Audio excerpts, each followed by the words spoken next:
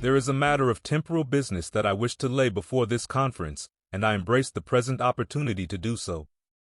I have not very acute feelings upon the matter, but I have frequently known cases of difficulty and dissatisfaction come before me, which were calculated to annoy my feelings and the feelings of this people. I feel very acutely, very exquisitely, upon certain subjects pertaining to their history, but on the present occasion I am quite careless and indifferent as to the subject I now propose to lay before the conference. If we could obtain a hearing of all the male members of this community, or in other words, get all the inhabitants of these valleys together, that portion of them that can hear and understand, it would be better, but seeing that this cannot be done, we shall have to content ourselves by laying before this conference the matter, pertaining practically to the actions of men, that we now wish to present. It is concerning the canyons, the wood, the timber, or whatever the canyons situated near these valleys produce. Wood seems to be the first and most prominent product of the canyons.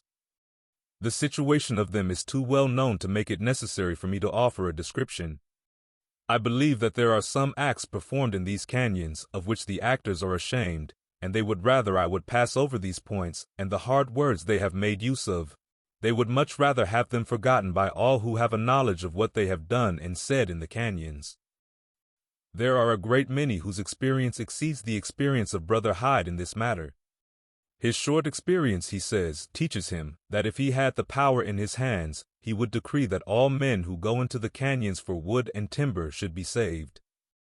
This may be the mind of others, and to them it may serve as an excuse for outraging the principles of righteousness, but to another class of men it would be no excuse at all.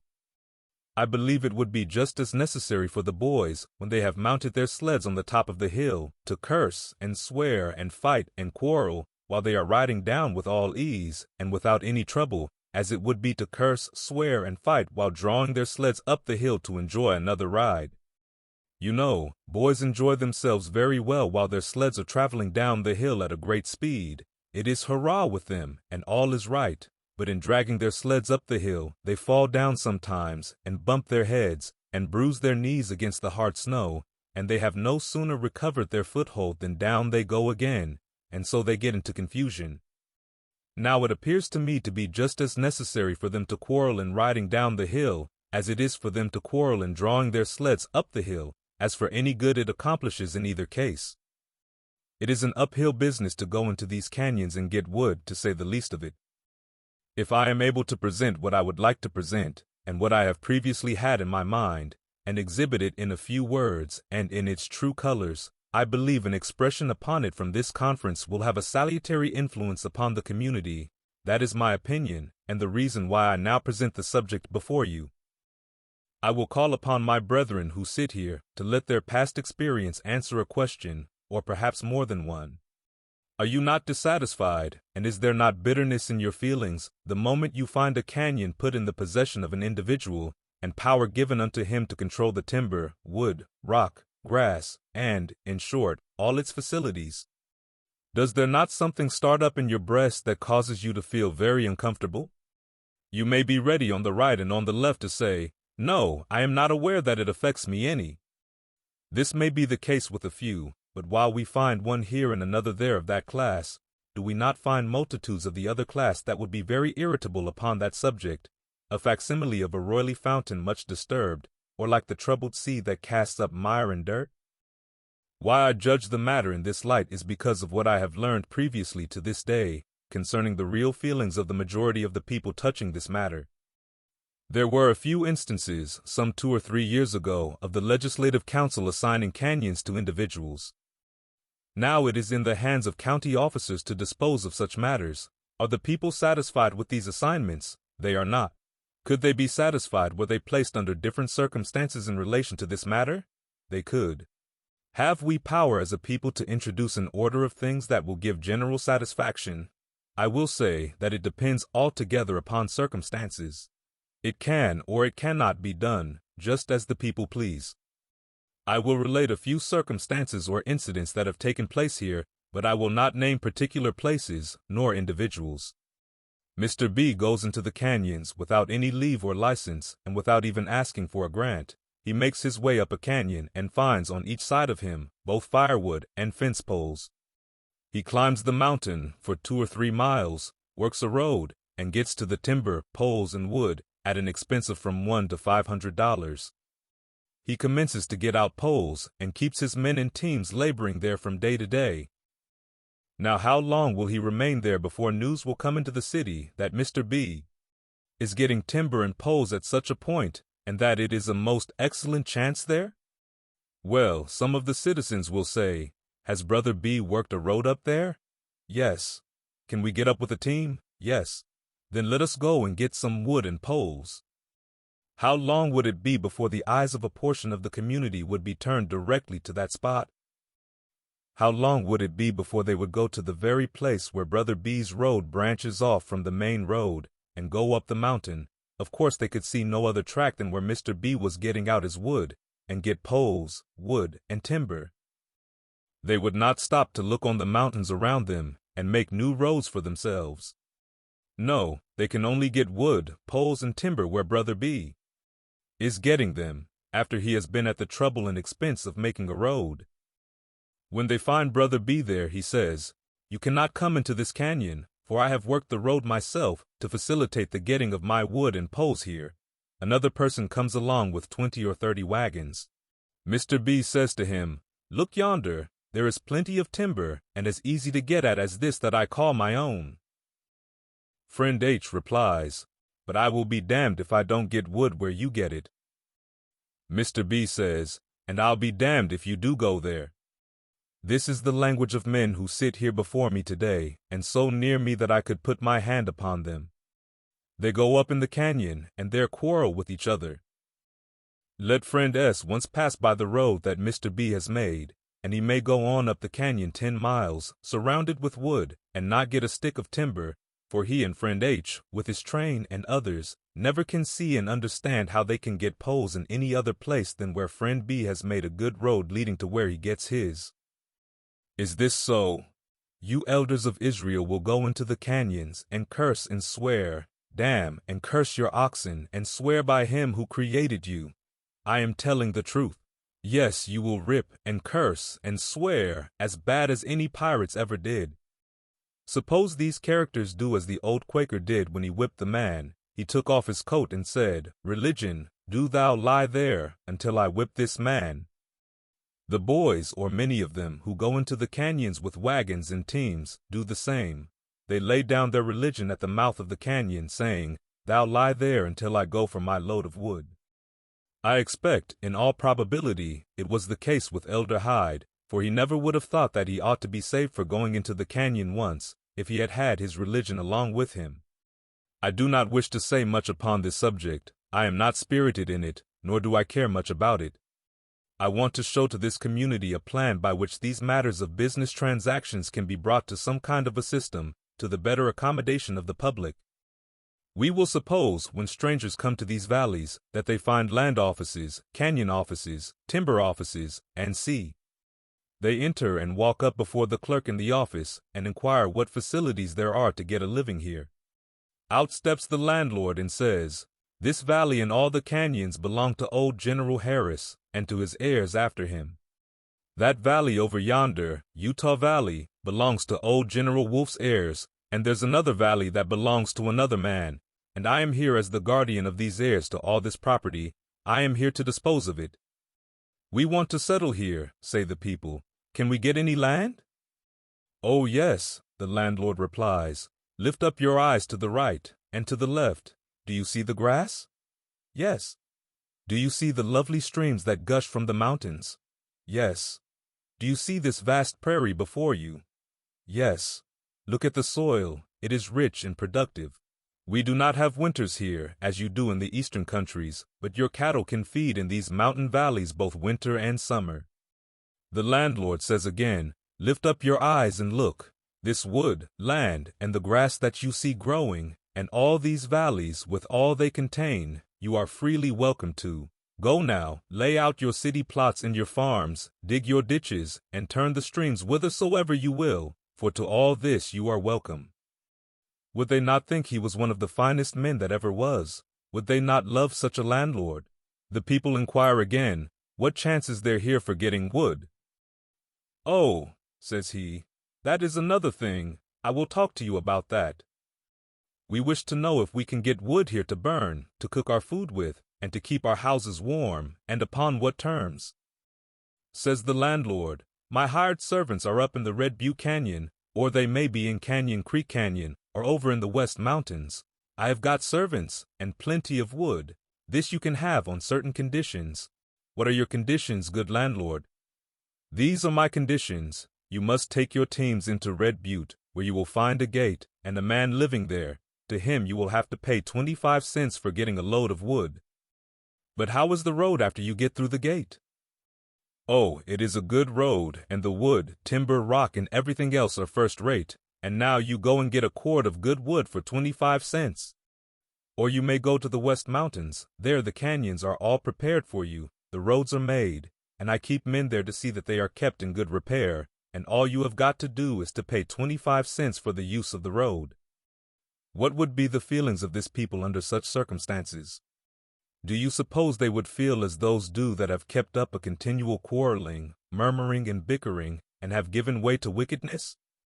The canyons are precisely in the position I present them to you in this similitude, and you murmur at the council, at the legislative assembly, at the county court, and at everybody that wants to make these canyons convenient and passable to the community. Again, I ask the question, what would be the feelings of this people, supposing they had come to these valleys under such circumstances? The valleys, the grass, the soil, the water, and all the advantages you are welcome to, but I shall charge you 25 cents per load for your wood. If you won't answer the question, I will for you. Every time you would meet with that landlord, it would be, God bless you, you are the best man on earth, and you would be ready to lick the dust off his feet. You would not say, God damn you, I will get wood where I please. I am ashamed to repeat the language that is too often made use of, but I do it that the community may see how disgraceful it is, and frown upon every man that will allow himself to be degraded by the use of such filthy language. It is a disgrace to the wicked, to say nothing of saints. Again upon this point, would you not take off your hats and say, thank you, every time you met that landlord? Yes, you would, and I know it. Well, supposing the legislative body in these valleys should say to some man, take that canyon, and put a gate at the mouth of it, and make a good road to the wood and timber, and to defray the expense of this, lay a tax of 25 cents on every man that passes through with a team to get wood, timber, or anything else the canyon produces. Could you bless that legislature? Could you greet it with smiles and thanks for doing that for this people? Or would you curse it? If I had time to do so, and if it would be wisdom, I could demonstrate by a mathematical calculation, definitely and truly, and you might take into the calculation Red Butte Canyon, and every other canyon that the people have been into. I could demonstrate that they have destroyed more horses, mules, harness, oxen, wagons, chains, and ox yokes, and other property, in getting out of these canyons what they have got, than what would lay a first-rate turnpike road in every direction, as far as they have penetrated these canyons. Suppose we have a canyon here within 1 mile of us, open to all the people. I ask, where is there a man that would work the road to the wood? He is not to be found in this community. If it were open and free to all, I might spend $1,000 there, and never get 1 load of wood. I have done just such things myself. I have gone to work and made roads to get wood, and have not been able to get it. I have cut it down, and piled it up, and still have not got it. I wonder if anybody else can say so. Have any of you piled up your wood, and when you have gone back could not find it? Some stories could be told of this kind, that would make professional thieves ashamed. It is not all of this community that possesses such spirits. A flock of sheep consisting of thousands must be clean indeed if some of them are not smutty.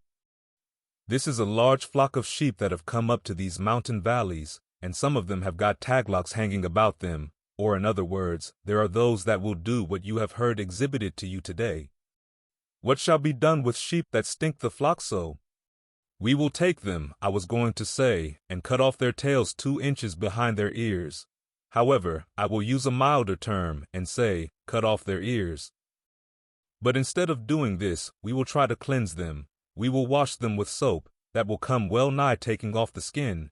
We will then apply a little Scotch snuff and a little tobacco, and wash them again until we make them clean. That is what I am doing now. Peradventure we shall find a few such sheep here in the flock, and a few that have got the itch. These are apt to spread the disease among those that are clean, for they will run along and rub themselves on others, until all are smitten with the disorder, and it would be hard to tell in which it originated. I do not want to destroy the people. I want to wash them, and, if necessary, apply the Scotch snuff.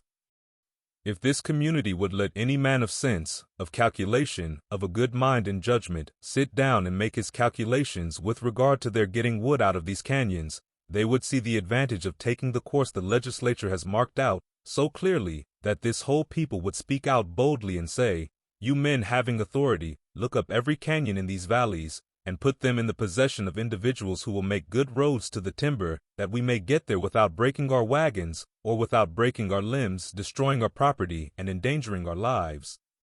I say, every man of good sense would exclaim, "Put these canyons into the hands of individuals, with this proviso, make good roads and keep them in good repair." To exhibit it to the people in another point of view, I will suppose a Gentile owns all these canyons, Uncle Sam, for instance. He determines he will work these canyons himself, work the roads and sea, and draw his revenue from them by the people's getting their timber. Should we not esteem it a blessing? We should. If it would be a blessing to him, or to any rich company of speculators, then why would it not be a blessing to us, to act upon the same principles ourselves? Could you tell any reason why not? A great many here do not understand certain things that exist. I can tell you some of them. If any individual will come here and live, and find out how we do business, learn and understand our business transactions, he will see that exhibited that will prove to him a great many things he is not acquainted with. I will take one of the best individuals we have, and put him into the tithing office, put another into the stonecutter's shop, and another in the joiner's shop, and let them work there 1 or 2 years. When the books are examined, they have taken up every farthing of their wages, and many have contracted considerable debts in that office. Some are owing $800, $1,000, and some as high as $1,500. Now comes the decision. Suppose you owe that store across the road there $1,500. Would you try to pay it? Yes, you would lie awake at nights to think how to pay those merchants that do not belong to the kingdom of God. You would offer them horses and wagons and oxen to liquidate that debt. But that man who owes on the tithing books will say, "Just straighten that up for me, cancel that debt, for I want my name to look as good on the tithing books as the rest." Would he say this to a Gentile? No, he would not. We never see such goodness, such kindness, such benevolence, such philanthropy in the persons who owe the tithing office anything. Did you ever ask me to liquidate your debts? You may answer the question for yourselves. I shall not name anybody. But let one of these merchants ask for the payment of a debt, saying, "I am going away in September," and you conclude that that debt must be paid. Do you pay it? Yes, you will sell everything you have on earth to pay it. But do you owe the tithing office anything? Oh, yes, and I am going to work it off. I know I owe about $1,500. But you know it won't do to owe the Gentiles anything. Brother Brigham, can't you lend me some money to pay a small debt on that store? Can you let me have a yoke of cattle? My family is suffering for want of wood. You trace those cattle, and where are they gone to? Why, to pay the enemies of this people. You would take out of this church the last dime of money, and every ox and cow and horse, and hand them all over to our enemies, and let the church sink to the nethermost hell, for aught you care. That is the difficulty that exists here. If I have got your spectacles, or your shoes, or any other thing of yours, the common saying made use of is, "Oh, never mind, it is all in the family. You are a brother, it is all right." I am telling you as it is in that tithing office. What did you hear read, last April conference? That there were $48,000 owing to the tithing office, yet do you try to pay that debt? No, but the word is, "Brother Brigham, trust me another 1,000, and you never will pay it on the face of the earth, and you think me rather hard because I scold you." These are the difficulties that are here among us. There exists a double spirit. There is a false, hypocritical spirit in many of the people. It is bred in the flesh and in the bones. It is received from their fathers and mothers, a hypocritical pretension to friendship, when the real thing itself does not exist in them, and never did. But they are destitute of the true knowledge of the principles of righteousness. I have frequently thought it was not good for a man to have around him too many friends. I have said to my brethren heretofore, don't love me quite so well as to take away all I have got. I want you to love me pretty well. I have plenty of flour now, and scores of tons I can distribute, but do not take my soul out of me, do not love me quite to death. I am willing to be loved sincerely, but covet not that which I possess, under a false pretension of love to me. There is that spirit among this people, but it is for want of knowledge and a proper understanding. Did they possess these, there would be no difficulty in the case. Now, for instance, a great many inquire, saying, why does not our church keep a store here? Many can answer that question who have lived here for some years past, and you who make such an inquiry would have known the reason had you also lived here. You that have lived in Nauvoo, in Missouri, in Kirtland, Ohio, can you assign a reason why Joseph could not keep a store and be a merchant? Let me just give you a few reasons, and there are men here who know how matters went in those days. Joseph goes to New York and buys $20,000 worth of goods, comes into Kirtland and commences to trade. In comes one of the brethren. Brother Joseph, let me have a frock pattern for my wife. What if Joseph says, no, I cannot without the money? The consequence would be, he is no prophet, says James. Pretty soon Thomas walks in. Brother Joseph, will you trust me for a pair of boots? No, I cannot let them go without the money. Well, says Thomas, Brother Joseph is no prophet. I have found that out, and I am glad of it. After a while, in comes Bill and Sister Susan. Says Bill, Brother Joseph, I want a shawl. I have not got the money, but I wish you to trust me a week or a fortnight. Well, Brother Joseph thinks the others have gone and apostatized, and he don't know but these goods will make the whole church do the same, so he lets Bill have a shawl. Bill walks off with it and meets a brother. Well, says he, what do you think of Brother Joseph? Oh, he is a first-rate man, and I fully believe he is a prophet. See here, he has trusted me this shawl. Richard says, I think I will go down and see if he won't trust me some. In walks Richard. Brother Joseph, I want to trade about $20. Well, says Joseph, these goods will make the people apostatize, so over they go. They are of less value than the people. Richard gets his goods. Another comes in the same way to make a trade of $25, and so it goes. Joseph was a first-rate fellow with them all the time, provided he never would ask them to pay him. In this way it is easy for us to trade away a first-rate store of goods and be in debt for them. And so you may trace it down through the history of this people. If any brethren came into the midst of them as merchants, I never knew one of them go into their stores and go out again satisfied, neither did you. If I had $100,000 worth of goods in that store, owned by myself, or held by a Mormon company, in 6 months the goods would be gone, and we should not have $100 to pay the debt. But let an infernal mobocrat come into our midst, though he brands Joseph Smith with the epithet of false prophet, and calls the Mormons a damned set of thieves, and would see all Israel scorching in Tophet, you would give him the last picayune you could raise. There is not a man who has been in this community a few years but knows I am telling the living truth. Do any of you hate me for it? Do any of you love me for it? It is all the same to me. Do you love the cause? Yes, every heart at once responds. I love the cause. I love the Lord and my religion. If I would only permit myself to swear, I would say, what the devil is the reason then you don't live according to it? What keeps you from that? What is the reason you cannot pay me what you owe me, as well as your enemy? You continue to trade with the Almighty that way, and it will sink this whole people down to hell. You trade with the Almighty worse than you do with the devil. These things exist, and you know it. A man comes into this church with a little property, and he must suffer them to pick him until he is as blind as Brother Leonard is, that sits over there, or else the people will turn round and curse him, and sink him to the nethermost hell if possible. They have treated Edwin D. Woolley so, and others. Can they keep a store among this people? No, they must let them have the goods and wait until they can pay them, if they ever do it at all. They got up a quarrel about a year ago, and every high priest and elder were going to cut Thomas Williams off from the church because he asked them to pay their just debts. I said to Thomas, If they do not pay you as they agreed, arraign them before the high council. I will be your lawyer, and they shall be cut off from the church. They had got it all cut and dried, that if he asked them to pay him, he should be cut off from the church. But I told them that if they did not live up to their agreement, they should be cut off from the church, and then be tried by the law of the land. How has Thomas Williams behaved here? He has paid his tithing, and done good to this people. He has handed over nails, cotton cloth, and other necessary articles.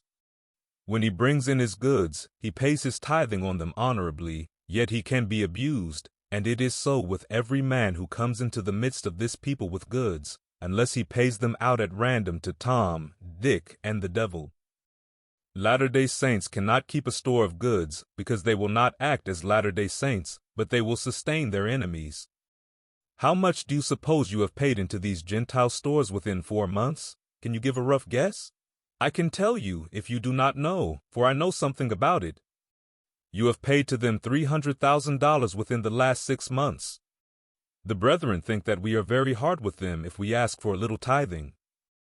I wonder if we have received $30,000, which we should certainly have received in silver and gold, if the people had been faithful in paying their tithing on the money they have spent at these stores. The money has gone from time to time, in gold and silver, by boxfuls to the east. There is not a span of mules that could be found in this valley, able to draw the money, if it were all in silver, to the states, that this people have spent with these merchants within a few months past. They must therefore do business upon the principle of checks. In any other way it is a burden to them to get it over the plains. These are the difficulties that work against our living and doing as we should do.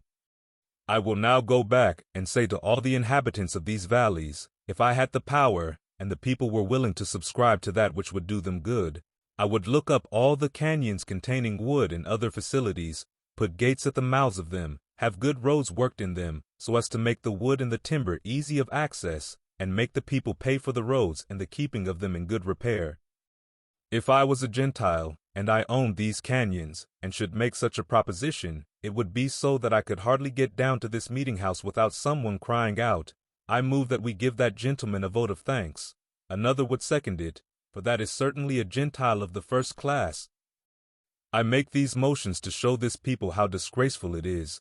It is a disgrace to any community to act as they have done towards the measures of those who wish to do them good all the day long. If a Latter-day Saint wants to do good, why not bless him for it? But no, it is overlooked as a thing of naught. Now, if I do ape out a little of these feelings here, it is to show you how they look inside. I can see them in the people, I know what there is in the midst of them, I know what they have to contend against, and the difficulties and weaknesses they are subject to. It is the want of true knowledge and a sound understanding which causes them to act as they do. If it were not for that, if this people had the knowledge of angels, and then did as they do, they would be sent to hell before the rising of another sun. But as they are ignorant, and inasmuch as they desire to do good, God winks at their foibles, and hopes by it to bless them. Now, I am going to have an expression from this conference, with regard to the plan that we, as a community, shall adopt, not as a county, not as the legislature of Utah, not as civil and military officers, but as officers and members of the Church of Jesus Christ of Latter-day Saints. And before I take the expression, if there is one man in this house who feels himself capable of showing a better method, or of producing a better plan to keep the people from running over each other, from breaking each other's necks and the necks of their horses, I will give him an opportunity of presenting that plan.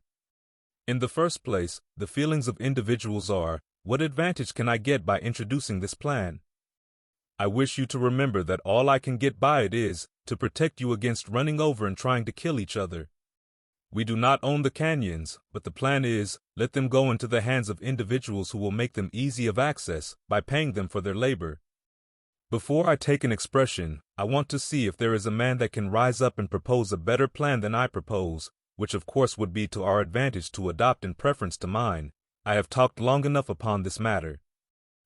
The motion is, that we, as the Church of Jesus Christ of Latter-day Saints, in the capacity of a general conference assembled, and embracing the whole community in the midst of the mountains, recommend, and give it as our opinion, that the best method of disposing of the canyons is to put them in the hands of individuals to make good roads in them, and obtain their pay by taking toll from those who use the roads, at a gate erected for that purpose at the mouth of each canyon. Now, sisters, I want you to vote also, because women are the characters that rule the ballot box. If you are in favor of this motion, as Latter-day Saints, signify it by the uplifted hand. Let the judges in the county of Great Salt Lake take due notice, and govern themselves accordingly. The same thing I say to the judges of any of the other counties of the territory, take notice and govern yourselves accordingly. Put these canyons into the hands of individuals who will make good roads into them, and let them take toll from the inhabitants that go there for wood, timber, and poles. Now this is my order for the judges to take due notice of. It does not come from the governor, but from the president of the church.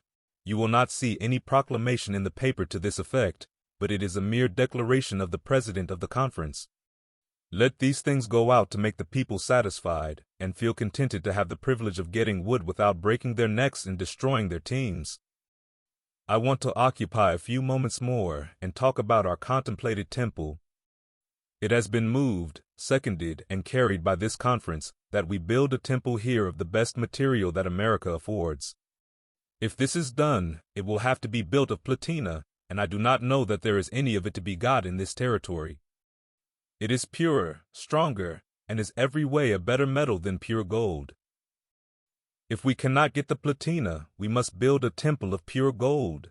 That is here, I know.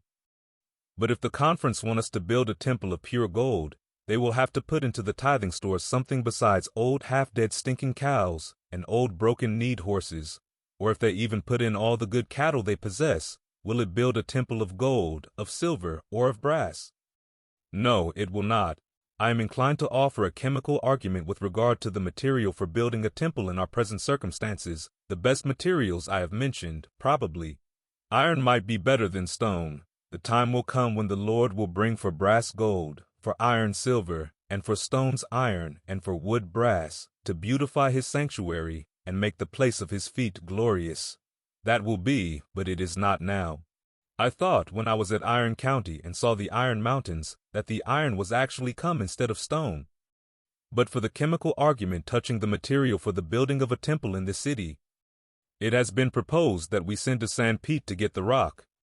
Some say it will cost too much, others say we cannot do it, and others say that we can. I, not being a practical chemist, but only a chemist in theory, shall have to use my own language to express my ideas. You may bring the stone from San Pete, which is a beautiful specimen of rock, and erect a temple here with it. Then you may take this sandstone that is found in abundance in the Red Butte Canyon, and build a temple of that. Then you step over to the Emigration Canyon and get this bastard marble, and build another of the same dimensions as that you have built of the red sandstone. Now you have got the San Pete Rock Temple, the red sandstone temple, and another built of limestone, or bastard marble I call it. Then, right beside of that, another one of adobes, mixed with pebbles. Take that clay, and these pebble stones that are so abundant here, and mix in with them straw, and build another temple of that composition, besides the three which are built of different kinds of rock, and let them stand together. Which do you think will stand the longest? Being a chemist in theory, I should say, according to my mind, when the San Pete rock is washed into the Jordan, the other buildings will still be standing, and be in moderate condition. The red sandstone will go the next, and the other two still remain. The bastard marble or limestone will be in pretty good preservation. And when that is all decomposed and washed away into the Jordan, you will find that temple which is built of mud, or adobes, as some call them, still remains, and in better condition than at the first day it was built. You may ask any practical chemist, any man who knows, understands, and studies the elements, and he will corroborate these statements. This is a matter I want you to look at, to think and meditate upon. I do not talk about the expense of the building and the time it would take to erect it, but its durability, and which is the best material within our reach to build it with. If you take this clay, which is to be found in abundance on these bottom lands, and mix with it these pebble rocks, and make adobes of the compound, it will petrify in the wall and become a solid rock in 500 years, so as to be fit to cut into millstones to grind flour, while the other materials I have mentioned will have decomposed and gone back to their native elements. I am chemist enough to know that much. My simple philosophy is this. The elements of which this terra firma is composed are every moment either composing or decomposing. They commence to organize or to compose, and continue to grow until they arrive at their zenith of perfection, and then they begin to decompose. When you find a rock that has arrived at its greatest perfection, you may know that the work of decaying has begun. Let the practical chemist make his observations upon a portion of the matter of which this earth is composed, and he will find that just as quick as it is at its perfection, that very instant it begins to decompose. We have proof of this. Go into Egypt, for instance, and you will find the monuments, towers, and pyramids that were erected in the days of Joseph, and before he was sold into Egypt. They were built of what we call adobes, clay mixed up with straw. These fabrics, which have excited interest for so many ages, and are the wonder of modern nations, were built of this raw material. They have bid defiance to the wear of ages, and they still remain. But you cannot find a stone column that was reared in those times, for they are all decayed. Here we have actual proof that the matter which is the furthest advanced to a state of perfection is the first to decompose and go back into its native element, at which point it begins to be organized again. It begins to congeal, petrify, and harden into rock, which grows like a tree, but not so perceptibly. Gold and silver grow, and so does every other kind of metal, the same as the hair upon my head, or the wheat in the field. They do not grow as fast, but they are all the time composing or decomposing. So much, then, for my views touching the material to be used in building a temple upon this block. You may go to St. Pete and get stone for it, and when 500 years have elapsed you will not find a building. You may build of that red sandstone, and it will live out the St. Pete rock, and the limestone will outlive that. But when you come to the adobes, they will outlive either of them, and be 500 years better than the day they were first laid. This is a pretty strong argument in favor of a mud building. How long has the city of Washington been built? What was there before my father entered into the Revolutionary War? Where was the Capitol then? It was in Philadelphia 60 years ago. There was no such thing as a Capitol in Washington. Let me ask a question. Is it built of rock? I never was there. It is built of rock. The House of Representatives was rebuilt in 1812, not more than 40 years ago. Would any of you that have not been there suppose that it would need patching up already to make it comfortable for the representatives of the nation? This, however, is the case, for within 10 years past 80,000 tons of putty have been used to putty up the places where the stone has decayed by the operation of the elements, and it has not yet been built 40 years. I mention this because I wish the conference to know what they are doing when they commence to build a temple of stone. As for myself, I know enough about rock. If a man should undertake to put me up a stone house, I should wish him to build it of adobes instead, and then I should have a good house. We are talking about building one for the community, and I mention this about the Capitol to show you that the rock does not endure. The moment it becomes as hard as it is ever going to be, that moment it begins to decay. It may be a slow process in growing or decomposing, yet it is doing the one or the other continually. I have my own individual thoughts, of course, and these I express with regard to the temple. According to my present views, there is not marble in these mountains, or stone of any kind or quality, that I would rather have a building made of than adobes.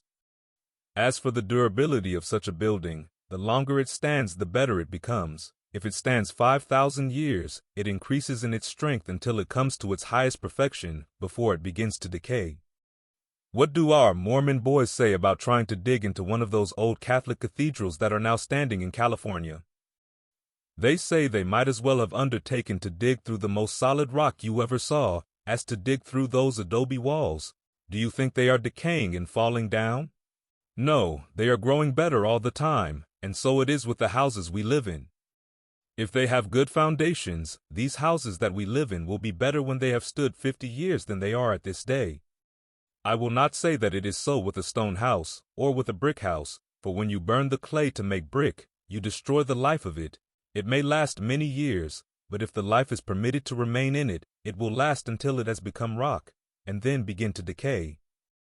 As for the temple, I will give you the nature of your vote with regard to it. The sum of it was, that those that dictate the building of it be left to do with it as they please. They will, anyhow. but I give it as my opinion that adobes are the best article to build it of.